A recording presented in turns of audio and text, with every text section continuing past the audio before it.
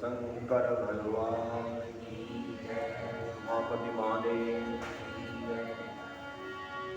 गजाननगणासेवितं कपित्थजम्बोमस्यानुरक्षणम् उमासुतं शोकविनाशकारकं नमामि देवी सर्वमङ्गलम्। वन्दे देवोमापतिं सुरगुरुं वन्दे जगत्कारणं वन्दे पन्नगरीभूषणं मृगधरं वन्दे पशूनां पतिं वन्दे सूर्यशशाङ्कवर्णनयनं वन्दे मुकुन्दप्रियं वन्दे भक्तजनाश्रयं च वरदं वन्दे कंठे यस्य विराजते गरलं गङ्गाजलं मस्तके वामाङ्गे विराजराजतनया कुबेरो सखा नन्दीस्कन्दगणाधिराजसहितो श्रीविश्वनाथ प्रभो आसीमन्दिरस्थितो खिलगुरुदेया सदा मङ्गलम् करचरणकृतं वा कायनं करमजं वा शरणनयनं वा मानसं वा पराणं वीतम् अविहितं वा शरमेतत्क्षमस्व जय जय करुणावधे श्रीमहादेव शम्भो उन्नजानामि योगं जपं नैव पूजानतोऽहं सदा सर्वदा सम्बोधोऽयं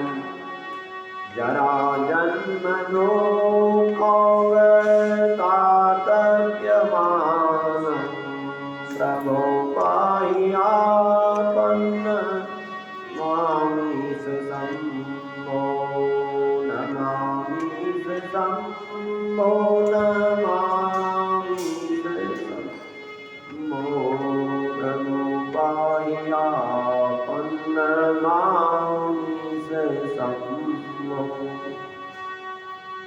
शिव समान दाता नहीं विपति दारण हार लज्जा मोरी राखियो शरण पड़े तिहार बोल शंकर भगवान की ओम नमः पार्वती पते हर हर महादेव नमः शिवाय ओम नमः शिवाय हर बोले नमः शिवाय ओम नमः शिवाय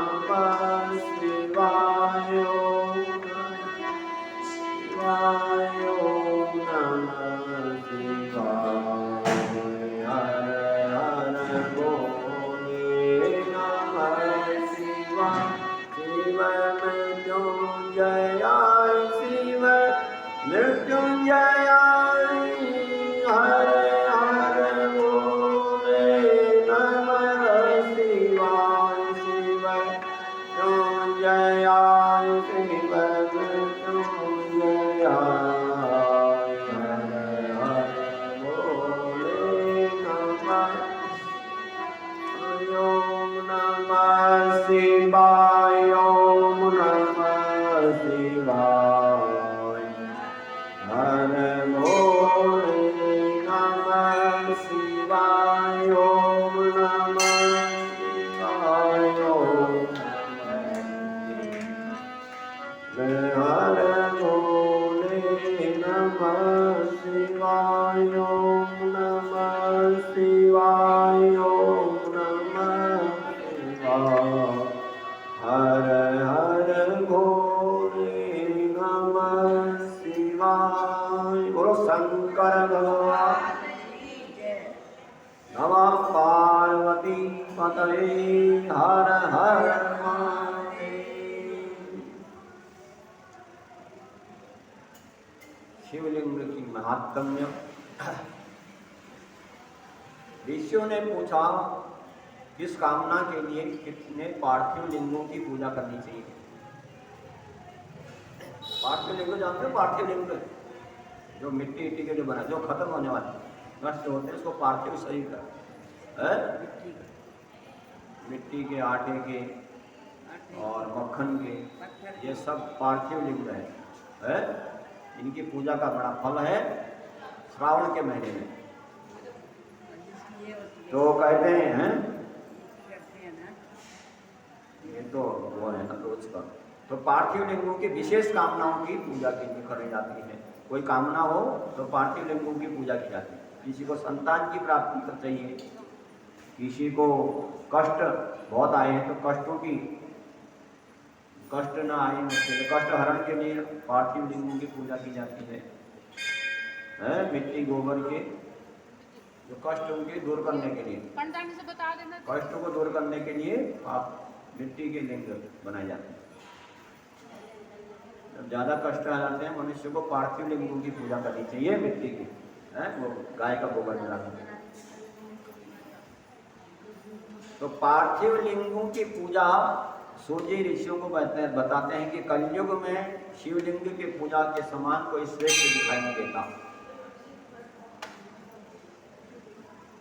दूसरा कोई साधन नहीं है कष्ट हरने का। शिवलिंग भोग देने वाला है, मोक्ष देने वाला है। लिंग 3 प्रकार के बताए गए हैं, उत्तम लिंग, मध्यम और अधम। जो 4 अंगुल का ऊंचा हो और देखने में सुंदर हो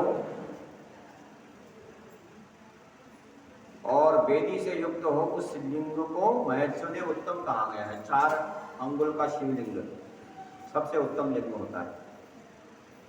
2 अंगुल का शिवलिंग मध्यम होता है और एक जो है अंगुल का उससे कम माना गया। तो 3 प्रकार के शिवलिंग बताए गए हैं जो श्रेष्ठ हैं। तो ब्राह्मण, क्षत्रिय, वैश्य और चतुर्थ वर्ण के लोगों को सबको शिवलिंग की पूजा करें। अधिक कहने से क्या, शिवलिंग का पूजन करने में सबका अधिकार है, स्त्रियों को भी, अन्य सभी लोगों को। और ब्राह्मणों के लिए वैदिक पद्धति के लिए शिवलिंग का पूजा करना श्रेष्ठ है। भगवान शंकर के 8 मूर्तियों का पूजन करें। भगवान की 8 प्रकार की मूर्तियां हैं।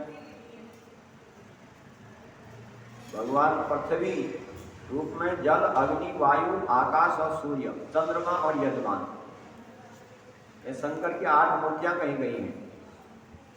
इन मूर्तियों के साथ साथ भगवान शंकर के सर्व, भव, रुद्र, उग्र, भीम, ईश्वर और महादेव और पशुपति 8 नामों से अर्चना करें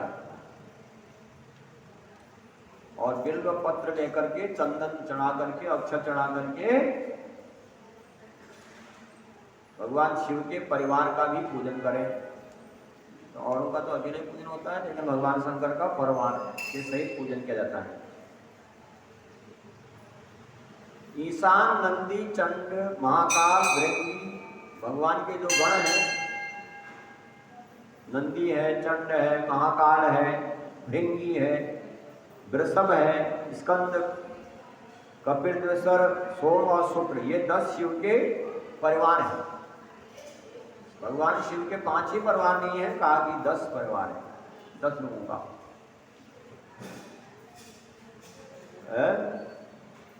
वीरभद्र भी उन्हीं के परिवार में आते हैं, चंड आते हैं, महाकाल आते हैं, भृंगी आते हैं, नंदी है, स्कंद, 10 शिवलिंग शिव के परिवार है। भगवान शिव के समक्ष वीरभद्र का और पीछे कीर्तिमुख का पूजन। भगवान का शिवलिंग जहाँ है उसके ठीक सामने वीरभद्र का पूजन करें शिवलिंग के, और पीछे की तरफ कीर्तिमुख का पूजन करें। कीर्तिमुख भगवान का परम भक्त है, जो कि अपने अंग का मांस खा गया था, कार्तिक महात्म्य में सुना जाता है? तो उसने कहा कीर्तिमुख की भी पूजा होगी, कभी शिव पूजा सफल मानी जाएगी। तो पीछे से कीर्तिमुख का पूजन करें शिवलिंग के पीछे, और आगे वीरभद्र का पूजन करना चाहिए शिवलिंग के। 11 भगवान के अवतार हैं रुद्र के, 11 रुद्रों की पूजन करें। ओम नमः शिवाय, ओम शिवाय नमः मंत्र का स्त्रियों को ओम शिवाय नमः करके चढ़ाना चाहिए, जो भी चढ़ाना है।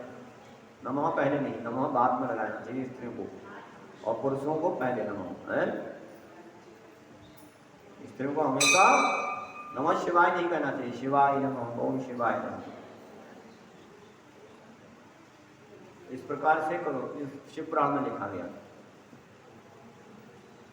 तो कहते हैं शिव पूजन पवित्र भाव से उत्तर की तरफ बैठ करके पूजन करना सबसे श्रेष्ठ माना गया है। सारे देवताओं की पूजा पूरब की मुख करके होता है, लेकिन भगवान शंकर का जो है पूजा उत्तर की तरफ मुख करके सर्वश्रेष्ठ मानी गई है। उत्तर भगवान कैलाश पर्वत है, इसलिए वहां की तरफ मुख करें।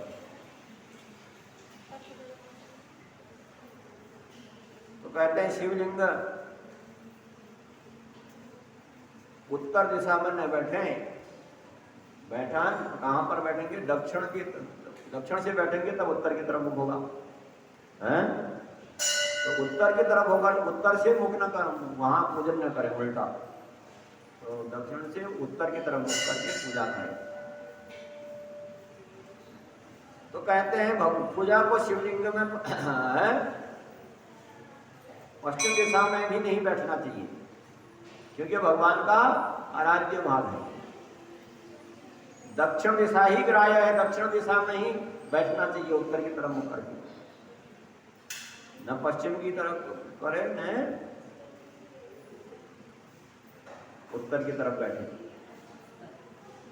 तो कहते हैं कि तो त्रिपुंड लगा करके भगवान शिव की पूजा कैसी जाती है? त्रिपुंड लगाना चाहिए माथे पर, चंदन का हो या भस्म का हो, और रुद्राक्ष पहना हुआ हो, है? और बिल्व पत्र को संग्रह करके भगवान शंकर की बिल्व पत्र से पूजा करें। तो ये पूजा का विधि बताई। उसके बाद ऋषियों ने पूछा कि हमने ये बात सुन रखी है कि शिव का प्रसाद नहीं लेना चाहिए, ये बताइए कि लेना चाहिए कि नहीं लेना चाहिए। और बेल पत्ते जो चढ़ाते हैं हम लोग, उसका महत्व क्या है, चढ़ाने का क्या फल मिलता है उसको चढ़ाने से? तो चढ़ाना खाली चढ़ा देना नहीं है, उसका फल भी मालूम होना चाहिए कि क्यों चढ़ाया जाता है बेल पत्ते। तो नैवेद्य आग्राह्य है या लेना चाहिए? सूर्य कहते हैं मुनियों, जो शिव के भक्त हैं वह हमेशा पवित्र रहते हैं, बाहर से अंदर। शिव भक्त सन्यासी आदि जो लोग हैं शिव भक्ति में हर हर महादेव में लगे रहते हैं।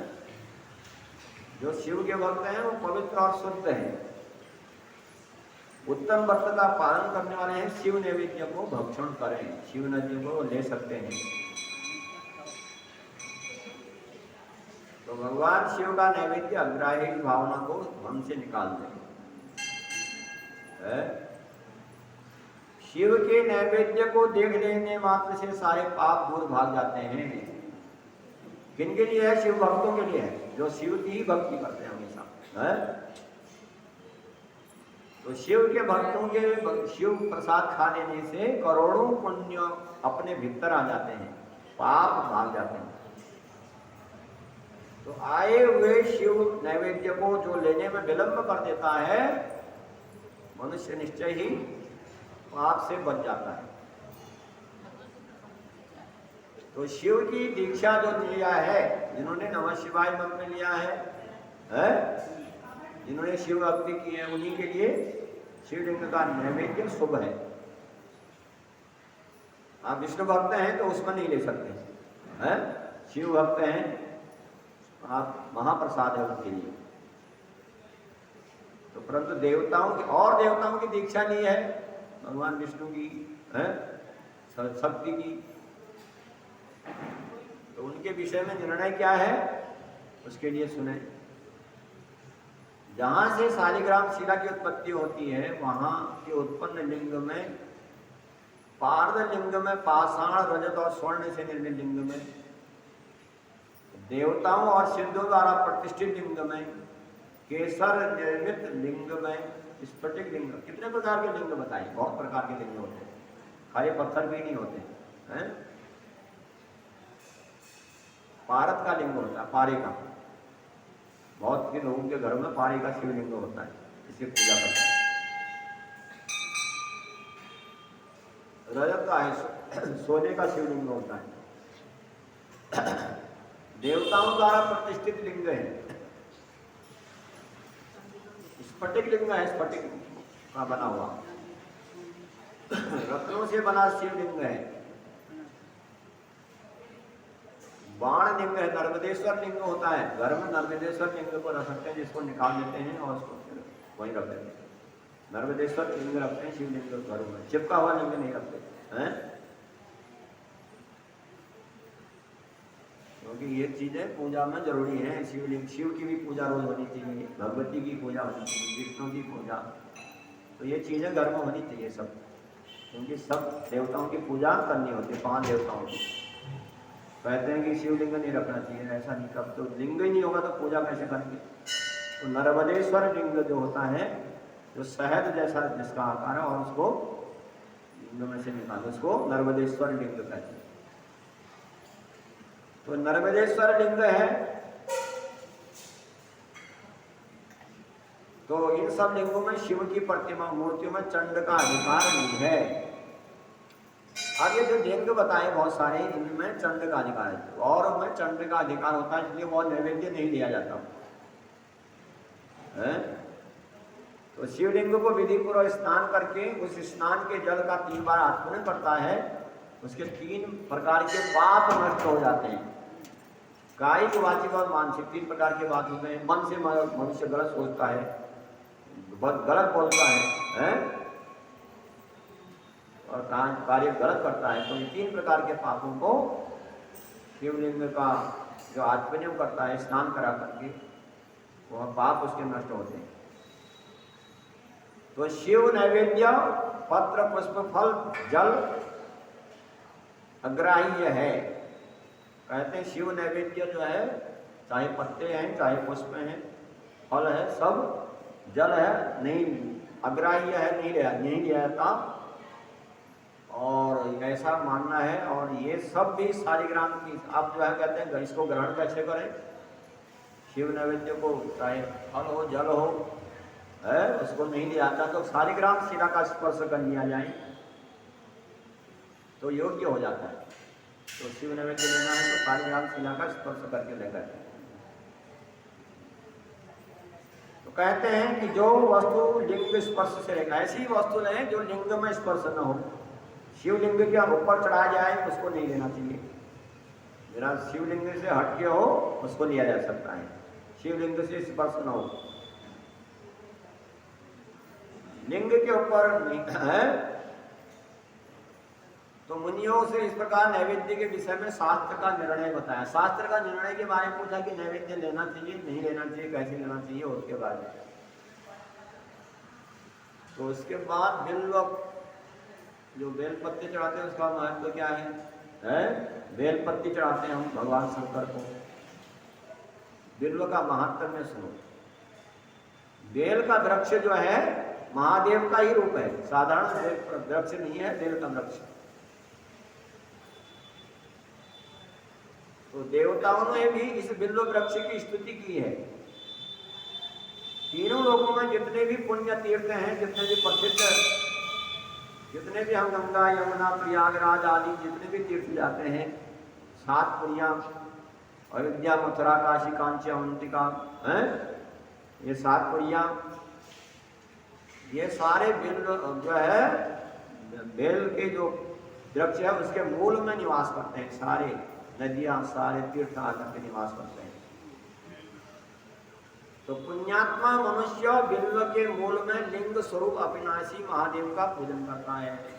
कहते कहीं शिवलिंग न है तो उसके मूल में, बिल्व वृक्ष के मूल में, जड़ में शिवलिंग की, शिव भगवान की पूजा कर सकता है। और जो बिल्व वृक्ष में महादेव की पूजा करता है वो निश्चय ही शिव पद को प्राप्त हो जाता है। और बिल्व वृक्ष के जड़ के भाग का जो जल है उससे अपने मस्तक को लगाता है, उसको सारे तीर्थों में स्नान करने का फल प्राप्त होता है। बिल्व वृक्ष के जो नीचे का जल है जड़ का, इसको अपने माथे पर स्पर्श करें। तो कहते हैं बिल्व के जड़ में थाले में जल से भरा हुआ देख करके जब भगवान शंकर देखते हैं कि बिल्व वृक्ष बड़ा सूखा नहीं है, हल इसमें जल से भरा हुआ है, तो महादेव जी भी खुश हो जाते हैं, भगवान शंकर संतुष्ट होते हैं। तो जो मनुष्य गंध अक्षत पुष्प से बिल्व वृक्ष के मूल का पूजन करता है वह शिवलोक को प्राप्त होता है। और जो बहुत से जो धनी वैश्य लोग हैं वो तो दिवाली में बिल्व वृक्ष के नीचे जड़ में पूजा करते हैं, और बड़ा उनको सिद्धि प्राप्त होती है। और वहां दीपक भी जलाना चाहिए। कहते हैं जो बिल्व की शाखा थाम करके हाथ से उसके नए नए पल्लव उतारता है, जो भगवान है उसके शाखा को आसानी से पकड़ लो, उसको जोर से मत पकड़ो, और नए नए उसके पत्ते उतार करके बिल्व वृक्ष की पूजा करता है, वह सारे पापों से मुक्त हो जाता है। जो बिल्व की जड़ के सभी भगवान शिव को भक्ति से भोजन करता है, बिल्व वृक्ष के नीचे जो भोजन करता है उसको करोड़ों गुना पुण्य प्राप्त होता है। भोजन संसर्ग उसका आ जाता है उसमें। तो बिल्व की जड़ के पास शिव भक्त को खीर और युग आदि देता है, वह कभी दरिद्र नहीं होता। दरिद्रता दूर करने के लिए बिल्व वृक्ष के नीचे शिव भक्त को खीर का भोजन कराना चाहिए, तो धनी हो जाता है। तो बिल्व का बड़ा महत्व है। तो पूजा के अंत में शिवलिंग की शुद्ध है। इस प्रकार से बिल्व वृक्ष की महिमा बताई। बिल्व फल का ये पवित्र है बिल्व वृक्ष। इससे तो मूल तो ब्रह्म रूपाय मध्य तो विष्णु रूपण शिव रूपाय एक बिल्व शिवार्पण। शिव को जब हम बेलपत्ती चढ़ाते हैं तो मूल तो ब्रह्म रूपाय है, मध्य तो विष्णु, भगवान बिल्व वृक्ष के मध्य में भगवान विष्णु का निवास, अगर तो आगे भाव में शिव का निवास है। तो ऐसा बिल्व पत्र हम भगवान शंकर के ऊपर चढ़ाते हैं, नमः शिवाय करके चढ़ाना चाहिए। तो कोटि कन्या महादानम एक बिल्वम शिवार्पण। एक बिल्व पत्ते को चढ़ाने का भगवान शिव के ऊपर कोटि करोड़ों कन्यादान करने का फल मिलता है। तो एक एक मंत्र का है बड़ा फल है। फिर शाख है बिल्व पत्र अच्छिद्रय कोमलस्था। फिर शाख है, 3 शाखा जिसकी है और बिना छिद्र रहित है, छेद नहीं है, ऐसे बिल्व वृक्ष। गौ पूजा करिष्यामि एक बिल्वम शिवार्पणम। ऐसे बिल्व पत्ते को हम आपके ऊपर चढ़ाते हैं भगवान, जिसमें 3 शाखाएं हैं, जिसमें छिद्र नहीं है, और शिवाय नमः करके चढ़ा देना चाहिए, ऐसा कहते हैं। तो 8 मंत्र हैं, 8 बेलपत्ते चढ़ाए जाते हैं भगवान शंकर पर रोज विशेष मंत्रों से। तो बिल्व वृक्ष की बड़ी महिमा है, आगे जो है श्रावण महात्म्य में सुनाएंगे। बोलो शंकर भगवान की जय। नमः शिवाय ओम नमः शिवाय ओम नमः शिवाय ओम नमः शिवाय ओम।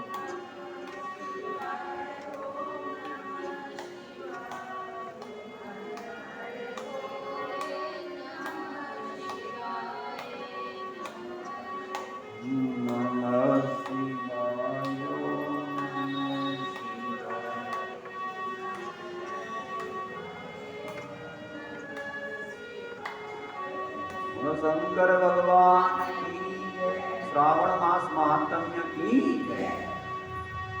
थोड़ा सा भजन कर लिया जाए 2 मिनट भगवान शंकर का है। मेरे भोले के दरबार में सब लोगों का खाता, मेरे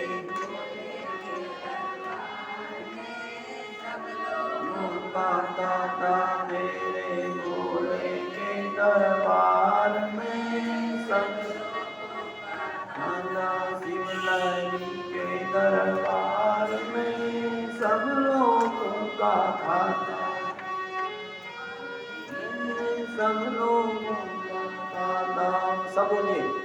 जितना जिसके भाग्य में होता उतना ही वो पाता, जितना जिसके भाग्य में होता उतना ही वो पाता।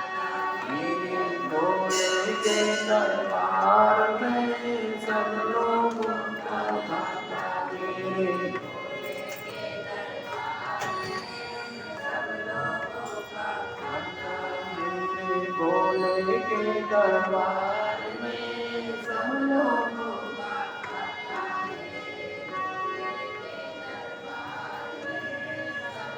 खाता। जितना जिसके भाग्य में होता उतना ही वो पाता,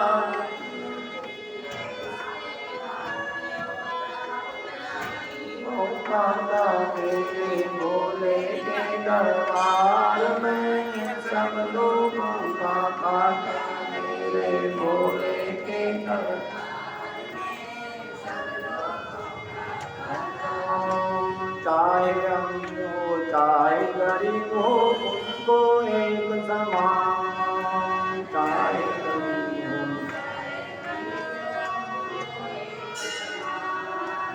चाहे गरीब हो चाहे अमीर हो उनको एक समान।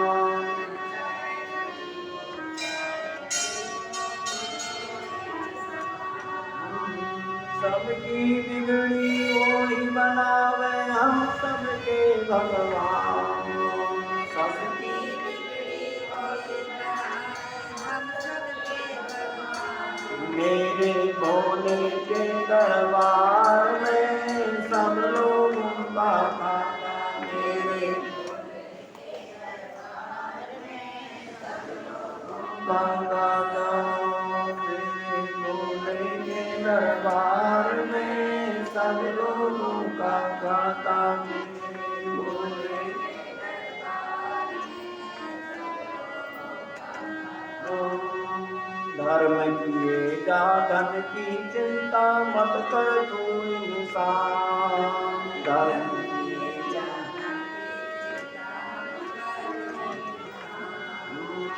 धर्म किएगा धन की चिंता मत कर तू इंसान।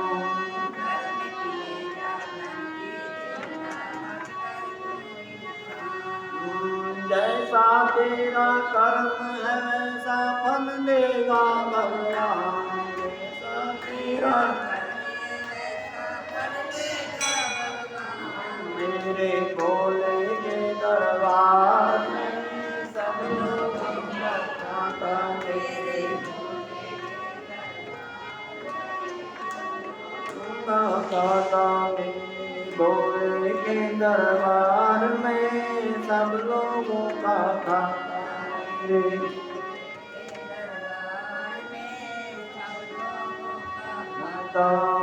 ये तो समझ ले मानव तू दो दिन का मेहमान, ये तो मानव तू दो दिन का मेहमान, ये तो समझ ले दो दिन का मेहमान। कितने आकर चले गए और कितने जाने को तैयार, मेरे गोरे के दरबार में सब लोगों का खाता।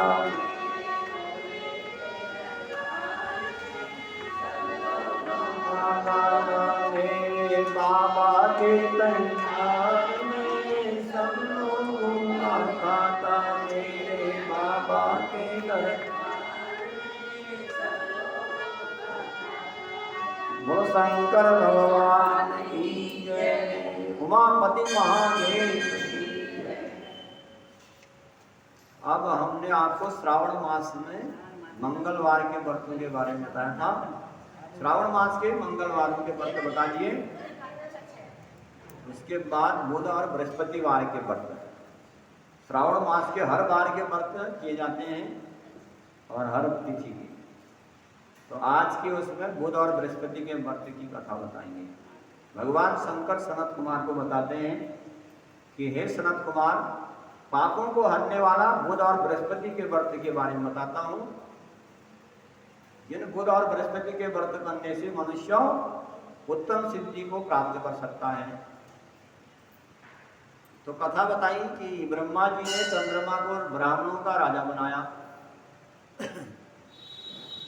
ब्राह्मणों का राजा बना दिया चंद्रमा, और जब राजा बन गया तो इसी समय बृहस्पति की पत्नी चंद्रमा के घर आई, तो राजा के अभिमान में उसने उसको अपने घर में ही रख लिया।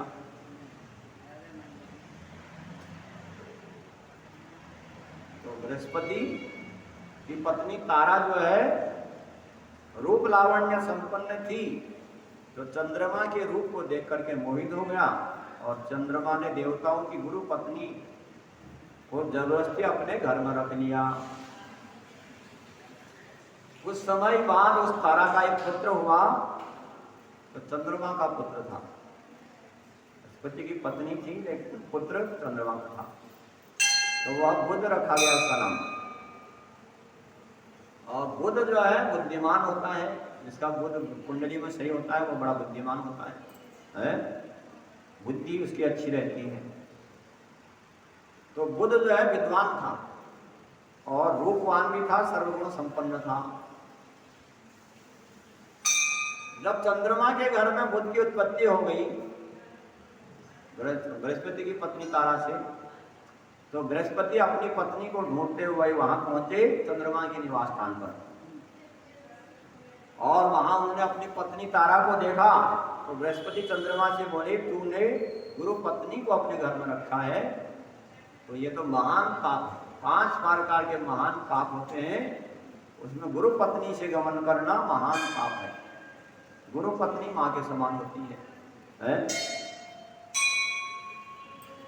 तो इस पाप से तुम कैसे बचोगे? बृहस्पति ने कहा कि तुमने गुरु पत्नी को अपने घर में रखा है जबरदस्ती, तो इतना बड़ा महापाप तुमसे हुआ है, उसका प्रायश्चित कैसे करोगे? तो इस पाप की ओर तुम्हारी बुद्धि कैसे लगी? अब तुम मेरी पत्नी को चुपचाप लौटा दो, और इस जो पाप किया है तुमने इसके लिए प्रायश्चित करो। यदि तुम मेरी पत्नी को नहीं लौटाओगे, मैं तुम्हारी शिकायत इंद्र से करूंगा। बृहस्पति के कहने पर बृहस्पति जी ने जब इतना भी कहा, तब भी उसने चंद्रमा या उनकी पत्नी को नहीं लौटाया। तो चंद्रमा की शिकायत इंद्र से की गई। इंद्र से कहा कि इसने मेरी पत्नी का अपहरण किया है, आप देवताओं के राजा हैं, तो आप चंद्रमा से कहला करके मेरी पत्नी को वापस करवा दीजिए। ऐसा न करने पर चंद्रमा ने जो पाप किया है वह पाप आपको भी लगेगा, क्योंकि जो प्रजा जो पाप करती है उसका फल राजा को भी भोगना पड़ता है। क्योंकि राजा के राज्य में ये दुष्कर्म हो रहे हैं तो उस पाप का फल राजा को भी पड़ता है। तो कहा कि आप देवताओं के राजा हैं, अगर आप मेरी पत्नी को वापस नहीं करवाओगे तो इसका ये पाप आपको भी लगेगा।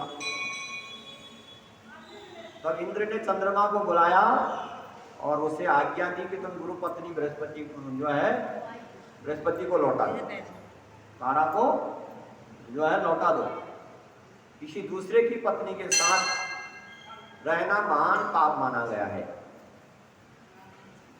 तो देवराज इंद्र का आदेश पा करके चंद्रमा गुरु पत्नी बृहस्पति को लौटाने को तैयार हो गया, और परंतु तारा से उत्पन्न पुत्र को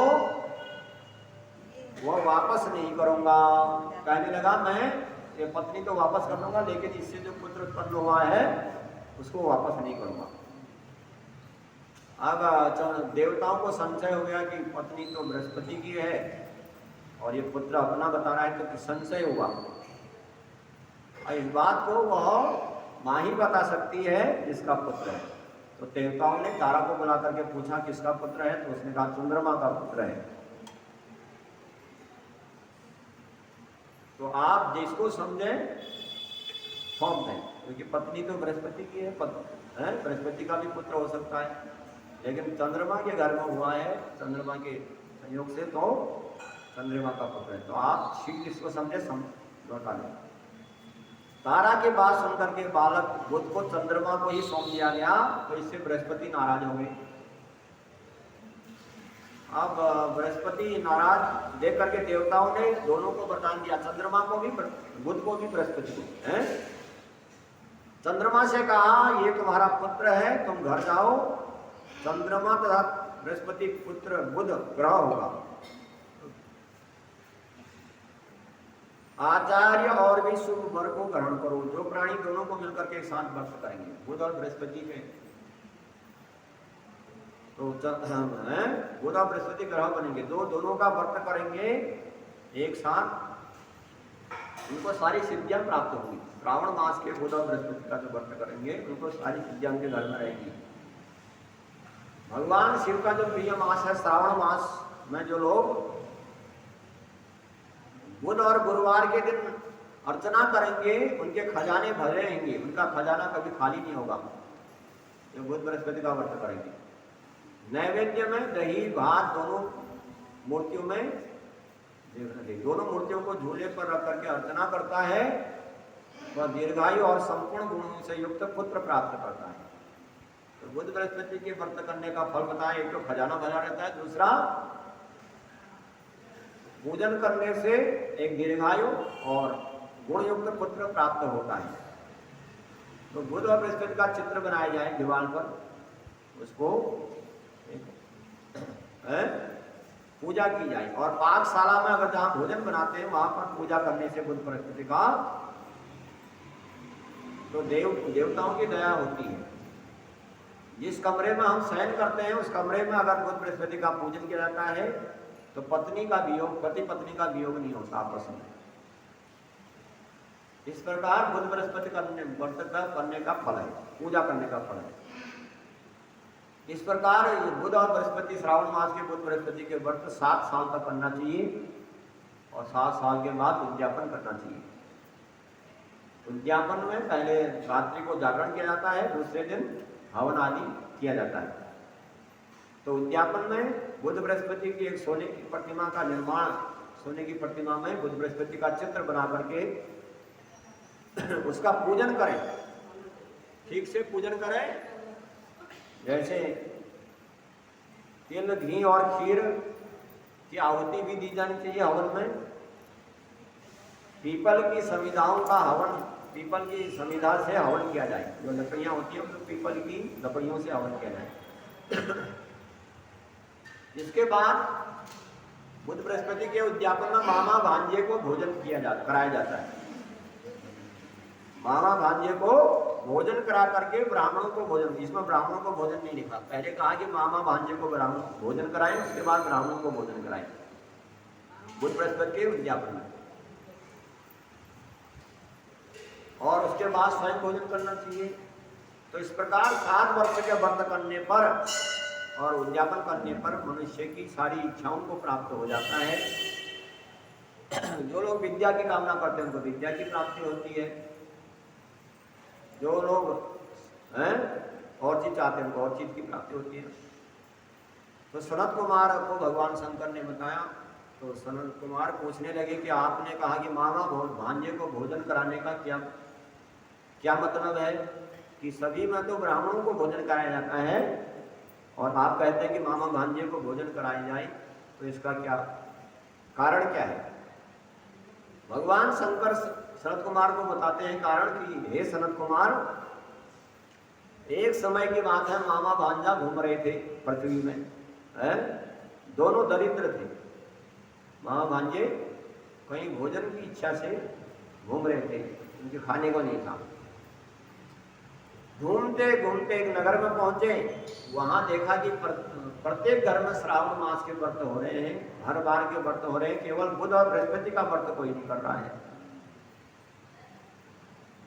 तो उन्होंने देखा कि श्रावण के सूर्य, रविवार का पूजन हो रहा है, व्रत हो रहा है, सोमवार को भगवान शंकर का पूजन हो रहा है, मंगलवार को मंगला गौरी का व्रत किया जा रहा है, शुक्रवार को जीवंतिका देवी का व्रत किया जा रहा है, लेकिन बुध बृहस्पति का व्रत कोई नहीं कर रहा है। तो मामा भांजे ने देखा तो विचार करके किया कि छोटा हुआ व्रत है, हम कर लें इसको, है? तो हम, लेकिन हमको विधि पता नहीं है कि कैसे पूजा करें बुध और बृहस्पति। बुध बृहस्पति वो मूर्ति तो होती नहीं है। तो दोनों संशय में पड़ गई और बुध बृहस्पति की व्रत करने की जो इच्छा हुई, तो रात्रि में स्वप्न हुआ पूजा की विधि के बारे में उनको, कि पूजा कैसे करनी है। तो स्वप्न में जो विधि बताई गई, उस स्वप्न की विधि के अनुसार बुध बृहस्पति का व्रत मामा भांजे ने किया और दोनों जो दरिद्र थे धनवान बन गए बुध बृहस्पति की कृपा से। 7 वर्ष तक मामा भांजे ने बुध बृहस्पति का व्रत किया, तो वो धन संपदा पुत्र पौत्र से संपन्न हो गई।